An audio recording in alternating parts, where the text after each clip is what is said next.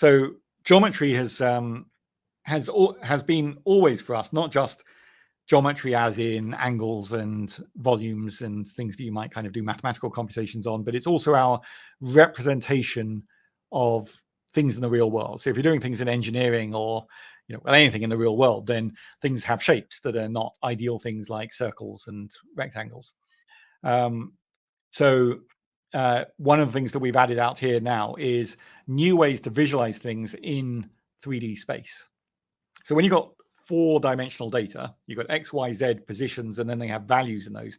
We've had some tools for visualizing those kinds of things with slice surface plot. Is that the right function? That takes horizontal or vertical planes through that space and makes individual contours and surface plots on those.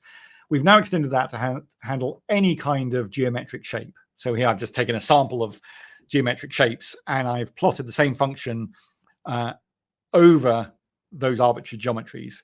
So perhaps this is a more practical one of viewing that space as a tetrahedron and seeing the function and how it intersects the values of that space.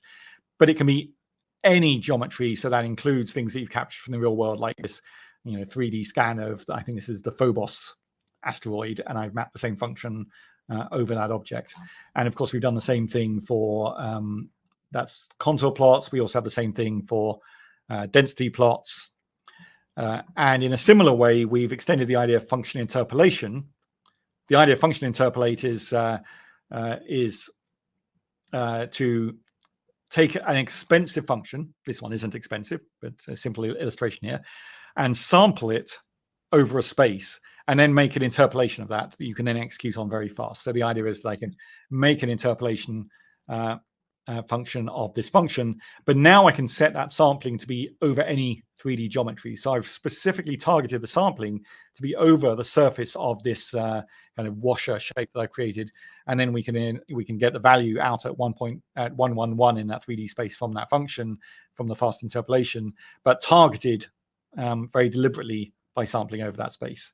And of course, you can imagine that now ties back into these visualizations where I could say surface contour plot that interpolating function back over the shape that it was sampled on, as a quick way of visualizing surface function valuations for things that are too expensive to sample at high quality.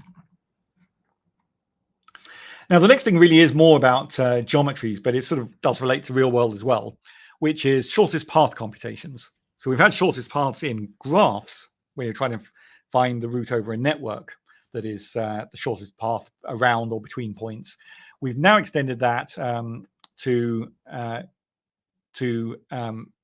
the geometry setup. So by way of illustration, here's the simplest example I can think of.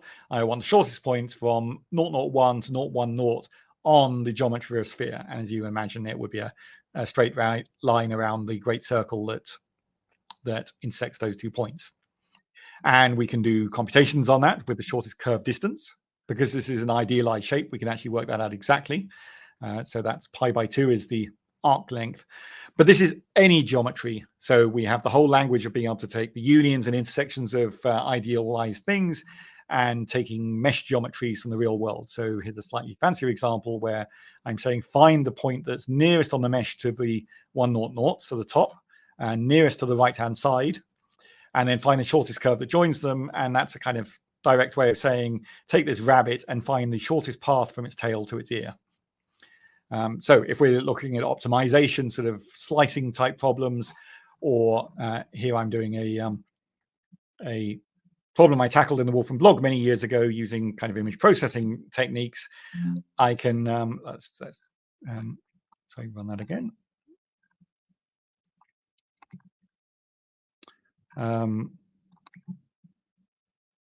Then hopefully we can find the shortest path through that, the geometry that represents the converted image into geometry space. So it sort of fits with things like robotics problems. So you need to plan the route for a robot across a network or around a factory space with objects in the way, find the shortest route that it can fit through to minimize its journey time. Those are all kind of geometric shortest path type calculations. Another bit in the pure kind of geometry side of geometry is curvature computations. Let's make a quick geometry. So here's a random geometry I've made. What's the curvature at a particular point? I don't know which vertex is number one, but how curved is it somewhere? Well, as you can imagine, it depends whether we're looking from this angle or this angle. One's sharp, one's flatter. So we have these new commands: region max curvature, region min curvature. Well, actually, I've made a poor example here where it's symmetric on that point. And there's also region Gaussian curvature, which takes a sort of into account saddle points and convexity and concavity, which is better to understand on something smooth and continuous here, that you see that Gaussian region Gaussian curvature has a high positive value on sharp convex points. It has high negative value on saddle points and zero on saddle points, and negative when we get into concave areas.